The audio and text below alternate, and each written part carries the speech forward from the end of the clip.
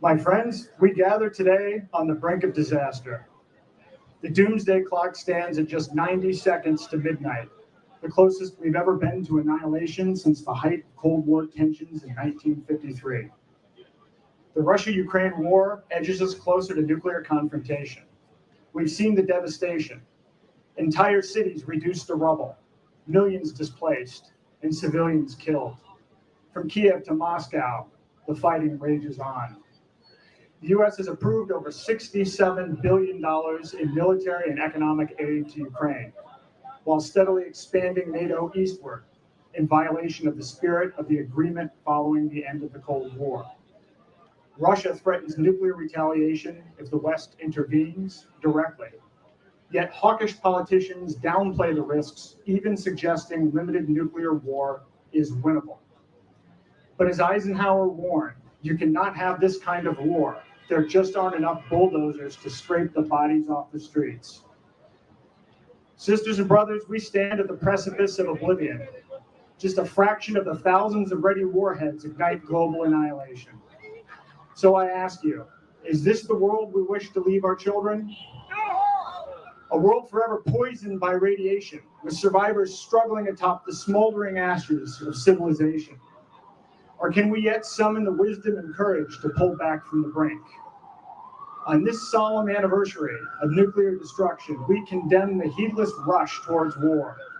We mourn lives sacrificed in all conflicts fomented by imperial greed. And we vow to reclaim America's destiny, not as an exporter of violence and war, but as a beacon of hope. Like Dr. King's dream, everyone here shares a dream that one day all people will stand together and say no to the warmongers driving humanity to extinction. We know this dream is possible because we see the seeds of unity here today. We are parents, teachers, students of all races, faiths, and background, yearning for peace. We've endured endless emergencies together, lockdowns, mandates, censorship, and crushing inflation. We've awakened to the truth that real power resides not in Washington, D.C., but in we the people. Our elites want us to believe that we are powerless, that only elections can bring change. But voting alone has failed because both parties are controlled by the banks and the military contractors, not the people.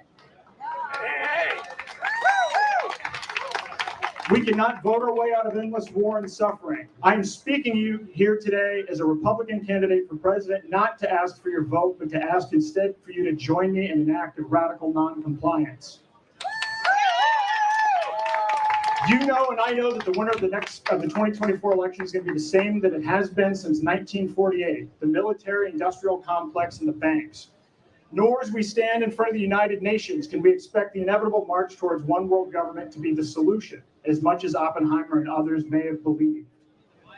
Indeed, the consolidation of power by NATO, the UN, and other groups like the World Economic Forum ends in complete global tyranny, where every movement is measured and tracked.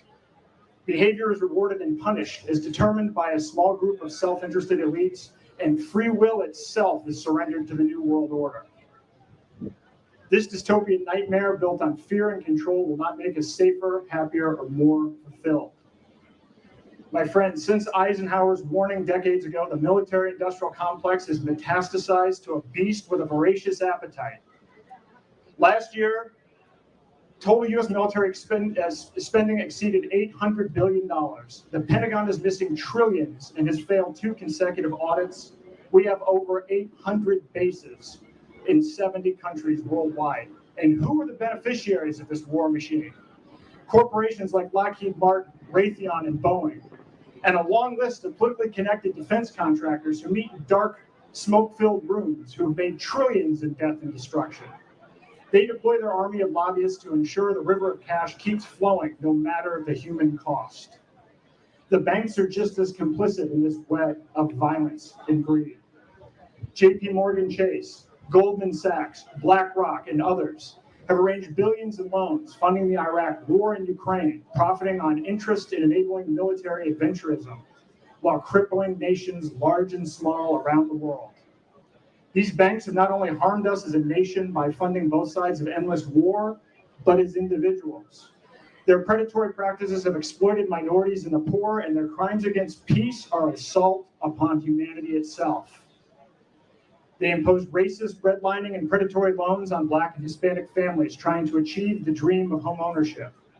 They aggressively market high-interest private student loans that can't be discharged in bankruptcy, trapping generations of students in permanent debt serfdom to banks. They close bank accounts of political activists and stifle dissent by controlling our access to financial services, and all of us here today are likely targets. They are not our friends. So we must take nonviolent action into our own hands and forge a new future based on free will, abundance, and love. But before we do that, we must defund the war machine, stop World War III, and regain financial sovereignty. How many here show banks distrust or dislike big banks? So we are unified, both in wanting to stop the destruction of humanity and in a shared distrust and dislike of banks. The big banks fund the unholy trinity of weapons manufacturers, paid-off politicians, and military contractors. We must unite to excise this cancer before it's too late. I call on all people of conscience to unite in a common cause I refer to as fiat exit or fix it. Fiat is government-issued currency like the US dollar, backed by nothing, worthless pieces of paper with no tangible value. IOUs from a corrupt government that has lost the confidence of its people, creditors, and ratings agencies. Exit, leaving the corrupt financial system controlled by central bankers for non-government alternatives like gold, silver, and crypto. Fiat exit, or fix it, is a boycott, a mass exodus of our dollars into self-custody alternatives. Banks are now Ponzi schemes that print monopoly money out of thin air.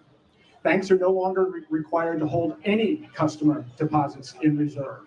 What this means is that a small percentage of people converting dollars into alternative stores of value can halt the entire system. Starve the beast. This is how we defund the war machine and regain control. Some label this call for peaceful resistance too radical, but those in power will call any challenge to their profits too extreme. They said the original American revolutionaries were too radical, that abolitionists and civil rights leaders were too radical. If radical means going to the root of injustice, then we must be radical. My friends, as detailed in my book, The Final Countdown, if just 3% of us convert our dollars to alternative stores of value, we could collapse their entire house of cards. Fiat exit ends the tyranny of central bankers who manipulate our currency and enable endless wars. Future generations will tell the story of the day we found our voice and said, enough, the war machine ends here. The Fiat Exit Manifesto calls for mass noncompliance to reclaim our destiny. It is a call to action all citizens should read and can be found at day2024.com. It has already been read 1.1 million times, and I will read an excerpt from it now. Fellow Americans, the time has come for us to unite and take a stand against the encroaching threats of World War III, financial collapse, political persecution, censorship, and global tyranny. We must recognize that change won't come from protest or the political process. It demands our collective courage to engage in mass civil disobedience. Let's come together, boldly say no, and take action to dismantle the corrupt system that seeks to undermine our freedom. We must starve the fiat currency that fuels war. By embracing crypto, gold, and silver for day-to-day commerce, we can challenge this monopoly and secure our freedom. Separate money and state. Our call to action is simple. Participate in an exit of fiat currency, exchanging your dollars for alternative access like cryptocurrencies, gold, and silver. Then tell 3 others to do the same and encourage them to spread the word to 3 more people. Just as the 3% of the population who fought in the American Revolution made a profound impact, so too can we transform our society through collective action. The time is now. Join us in this vital act of noncompliance and reclaim the destiny that belongs to each and every one of us. Are you ready to withdraw your consent and take back your power? Yeah.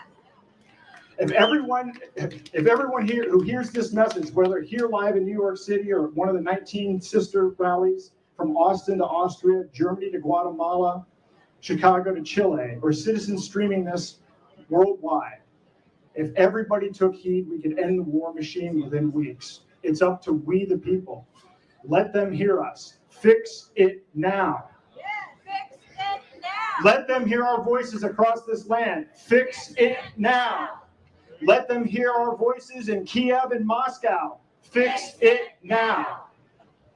Thank you. Yeah.